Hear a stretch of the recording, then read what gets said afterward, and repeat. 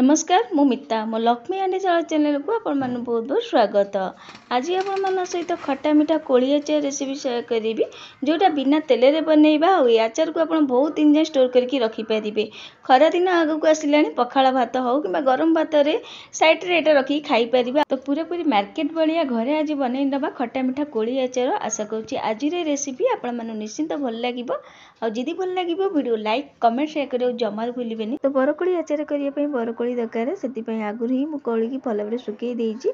गोटे राति हलदी लुण पानी देकी रखी देइतिली धोईकी तापर गोटे आउ 2 दिन पर खरा रे सुखई देइतिली।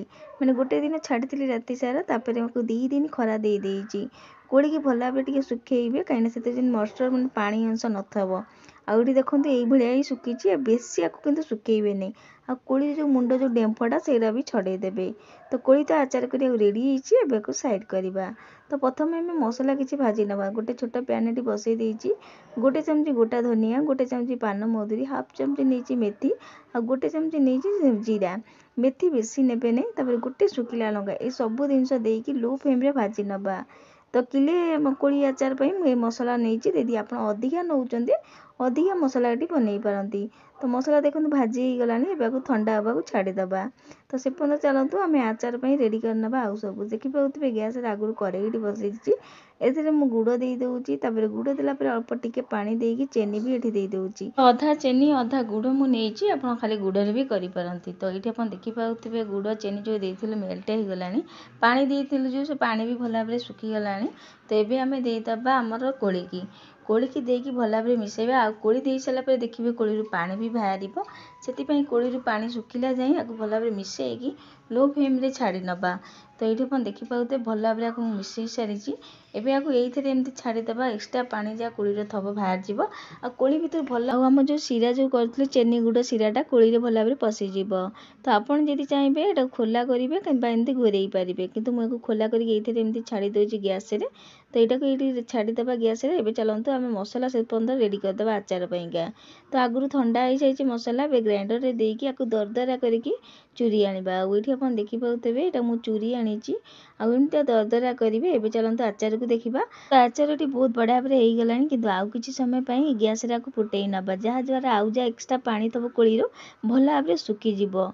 तो एठी आपण देखि पाउतबे 5-10 मिनिट पर पुंते देखौछि देखंतु बहुत बडा भाबरे आचार रु पानी भी सुखी गलानी। आउ एई टाइम रे हम एठी नून देई दबा। नून हमें देइतिलु सुकेला बेले कोली जा मु नून सेतिकी देइतिली। आउ एठी मु नून जमारु देइ नतिली।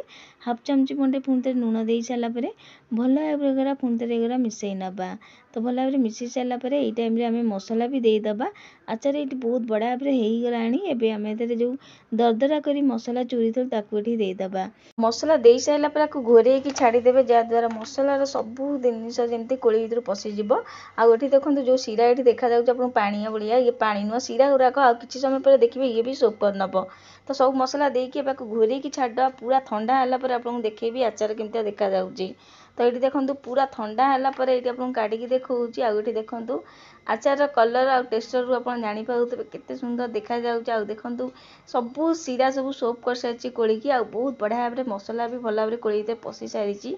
आ बहुत बड़ा बास्ना भी ए आचार रु आसुछि। देखिबाकू ए कोली आचार पूरा मार्केट कोली आचार बली आपन देखिकी जानि पाउतबे। आ एठी गोटे कोली आपन देखौछि देखंतु केते बढ़िया भाबरे ये जुसी हेछि देखि पाउतबे। तो आचार को एमते गोटे सफा डब्बा केमते सफा काच बोतले पुरेकी याको बहुत दिन जाए स्टोर करके रखी पारिबे। खाली मझिरे मझिरे जा टिके खरा देबे।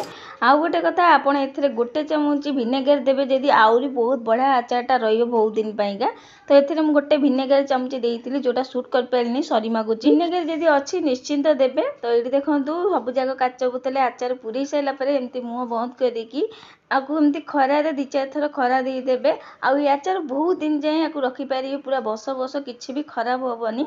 आउ जेतेबेले खाइबे गोटे सुकिला चामची पुरैकी काढिकी आकु खाइ पारिबे। तो आपण माने थरे निश्चिंत बनेकी देखंतु बिना तेलर ए कोली आचार केमिति होला मते निश्चित कमेंट करिवे। आशा करूची आज रेसिपी आपण मानु निश्चिंत भल लागितबो। यदि भल लागितो वीडियो बहुत मते शेयर करिवे। आज पई रहउची जय जगन्नाथ। पुणी आसीबी गोटे नुवा रेसिपी नेकी। धन्यवाद।